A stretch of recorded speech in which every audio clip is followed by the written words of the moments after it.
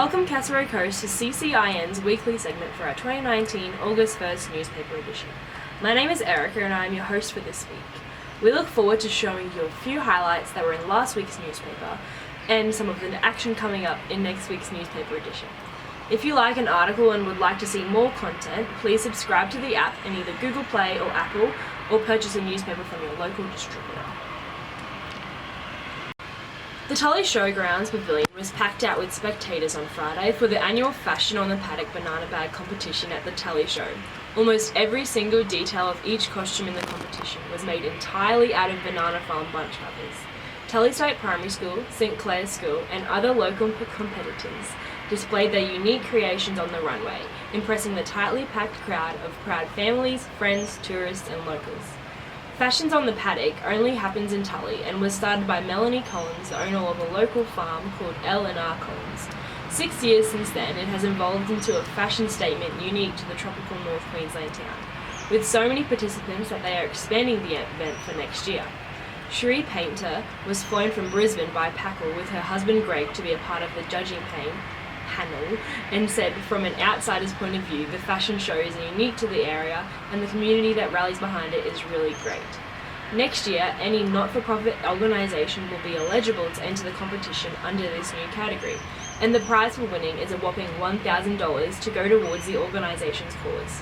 Tully Primary did especially well this year, winning the group section. St Clair's also impressed, taking second in this category with their Disney princesses, and a crowd favourite from this group was Moana's co-character Maui, who gave the authentic Maui call. The primary school students have been working hard on their costumes for months. It really gives them confidence, getting out in front of the community like this. Fashions on the Paddock continues to get bigger and better every year, with more young designers getting creative and opting to work in groups.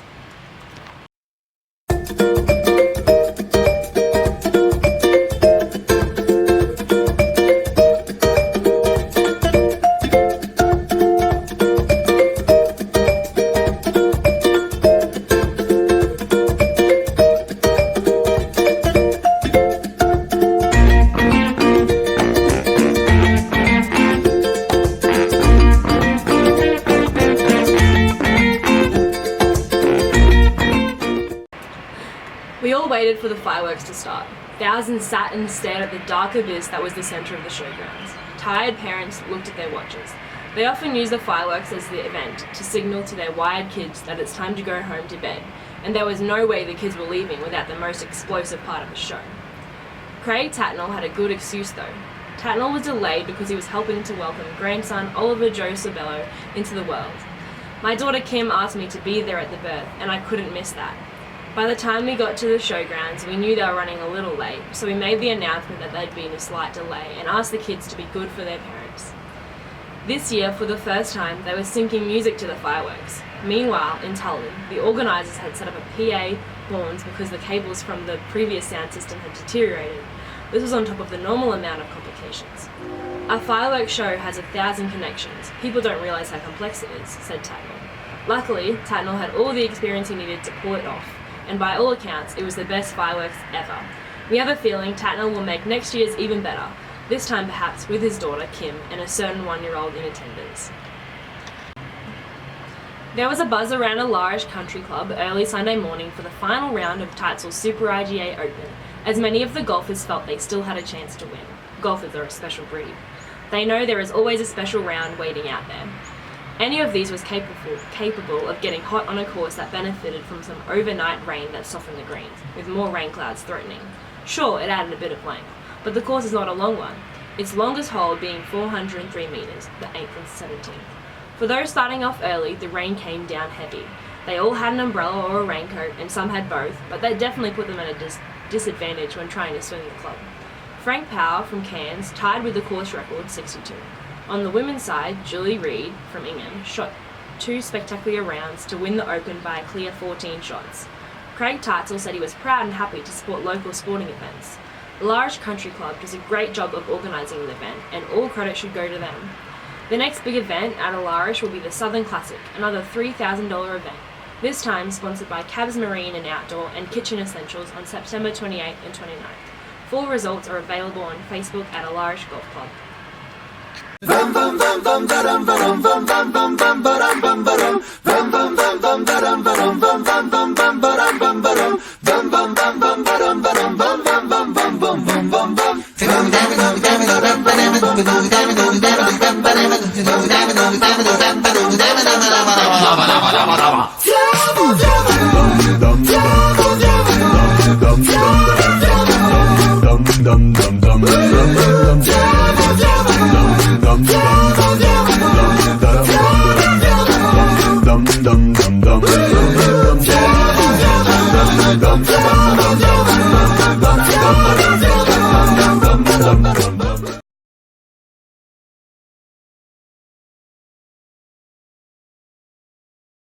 Certainly it's a major concern for us that we don't have water security in times of turbidity and heavy rainfall, and this council, my council, has determined that we'll escalate that.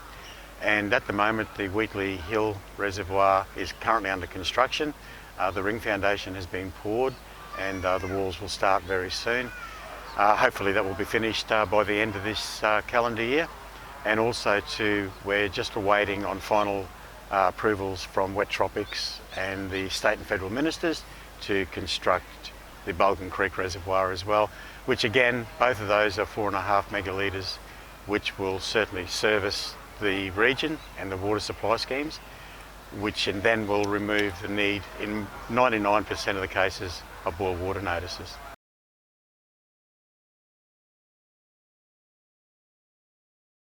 Yeah, in total it's around about $9 million all up, but you know, what price do you pay on growing your region? And we were fortunate that we've been able to garner grant support, and that's gone a long way to assisting us in constructing these two reservoirs. They're both the Wheatleys and the Bulgan are key pieces of infrastructure for this part of the region.